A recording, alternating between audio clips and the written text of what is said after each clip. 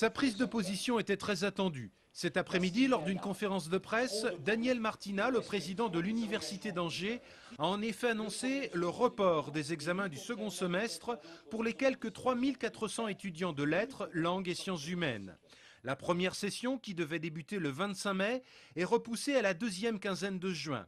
Quant à la session de rattrapage, elle est décalée au début du mois de septembre. La faculté des lettres, qui est concernée par ce plan de rattrapage et elle exclusivement, avait subi un blocage complet pendant 2 semaines et demie à peu près, un blocage partiel pendant à peu près 4 semaines, c'est-à-dire que globalement, moins de 50%, je dis bien globalement, moins de 50% des cours avaient été assurés et il n'est pas question dans ces conditions-là de pouvoir valider des diplômes nationaux, auxquels nous tenons tout particulièrement, avec un nombre de cours, une quantité de cours aussi faible.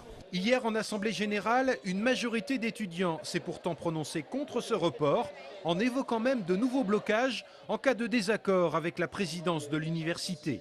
Je le dis très clairement, si une situation de blocage se mettait en place, dans ces conditions-là, c'est la validation même du second semestre de cette année qui est en cause.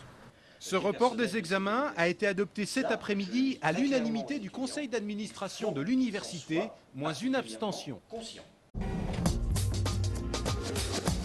C'est officiel, le pari promotion des arts de la rue à l'international n'aura pas lieu.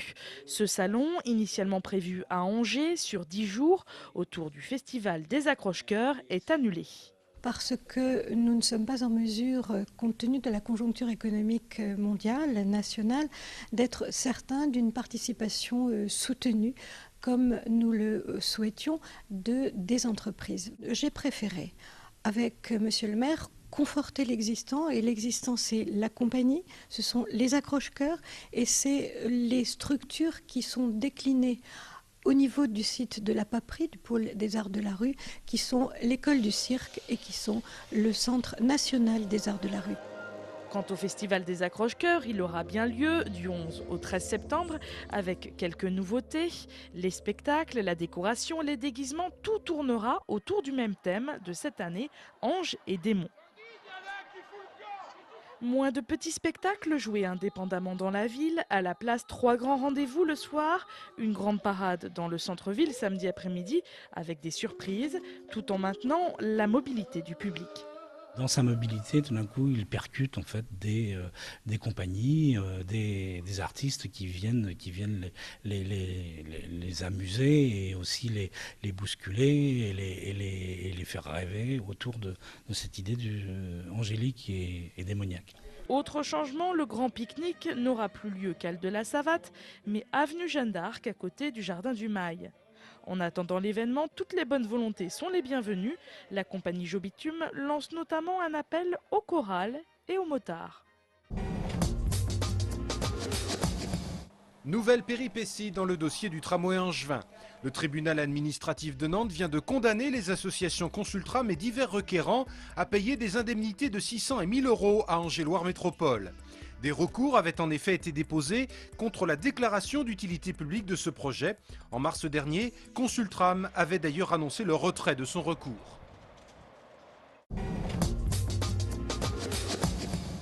Des fruits, des légumes, des conserves.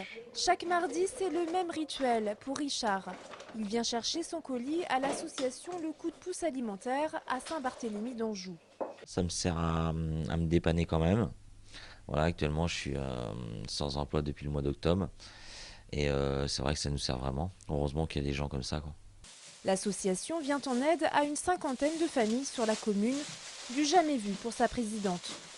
On a vraiment tous les profils, aussi bien des jeunes, des familles monoparentales, des couples, vraiment toutes sortes de familles. Mais la nouvelle tendance depuis quelque temps, c'est le nombre de bénéficiaires ayant des revenus. Selon la Banque alimentaire, 15% d'entre eux sont des travailleurs pauvres, c'est-à-dire des gens ayant des revenus inférieurs au SMIC. 14% sont des retraités, de nouveaux profils qui viennent grossir les rangs des bénéficiaires. Là, tous les mois, on sent une augmentation régulière. On sert 200, 150, 200 ou 300 personnes de plus par mois. En 2008, la Banque alimentaire a distribué près de 1080 tonnes de produits, soit 14% de plus qu'en 2007. L'autre augmentation, positive cette fois-ci, c'est le poids des denrées collectées dans les grandes surfaces en mars dernier, 48 tonnes, soit 18% de plus que l'année dernière.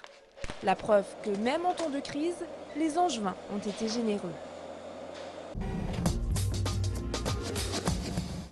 Allez, une idée de balade à présent et nous partons du côté de Noyant-la-Gravoyère dans le nord-ouest du département où nous allons visiter la mine bleue, un ancien site d'extraction de schiste ardoisier où l'on peut tout apprendre sur la vie des mineurs du début du XXe siècle.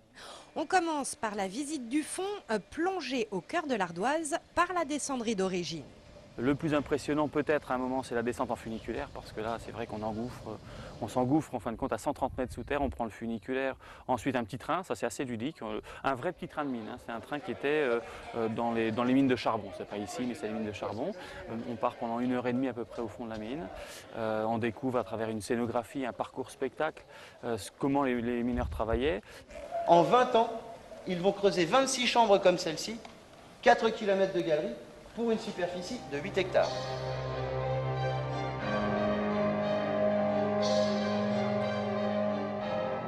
Donc on a une immersion pendant 1h30 au fond de la mine à découvrir le travail des mineurs, donc des gars d'Abba.